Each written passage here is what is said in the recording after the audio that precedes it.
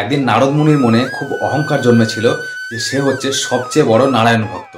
ভগবান নারায়ণ সেটি বুঝতে পারেন। এরপর একদিন নারদ মুনি ভগবান নারায়ণের কাছে আসেন এবং নারায়ণ নারায়ণ বলে নাম জপ করতে থাকেন। কিন্তু দেখেন ভগবান নারায়ণ তার দিকে একবার তাকিয়েও দেখলেন না। ভগবান নারায়ণ তাকিয়ে আছেন পৃথিবীর দিকে।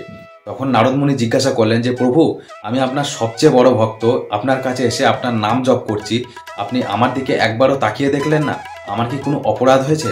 তখন ভগবান নারায়ণ নারদ মুনিকে বললেন যে তুমি আমার সবচেয়ে বড় ভক্ত, এটা তোমাকে কে বললো?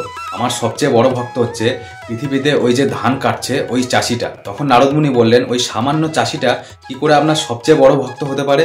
আমি আপনার সবচেয়ে বড় ভক্ত, কারণ আমি আপনার সারা দিন নাম জপ করতে থাকি।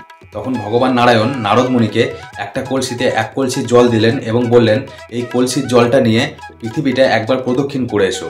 যদি এক ফোঁটাও জল না পড়ে তাহলে জানবো তুমি আমার সবচেয়ে বড় ভক্ত। নারদ মুনি সেই মতো সেই কলসিটি নিয়ে পৃথিবী প্রদক্ষিণ করতে চলে যান এবং কিছুক্ষণ পরে ফিরে আসেন এবং ভগবান নারায়ণকে বলেন যে প্রভু, আমি পৃথিবী প্রদক্ষিণ করে চলে এসেছি, ঘোড়া থেকে এক ফোঁটাও জল পড়েনি। তখন ভগবান নারায়ণ নারদ মুনিকে জিজ্ঞাসা করেন এই জল ভর্তি কলসিটা নিয়ে যখন তুমি পৃথিবী প্রদক্ষিণ করছিলে তখন কি তুমি আমার নাম জপ করছিলে?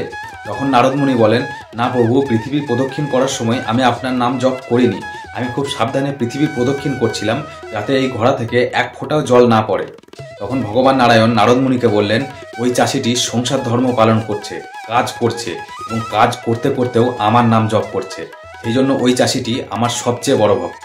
তখন নারদ মুনি নিজের ভুল বুঝতে পারেন। এইভাবেই ভগবান নারায়ণ নারদ মুনির অহংকার ভেঙেছিলেন।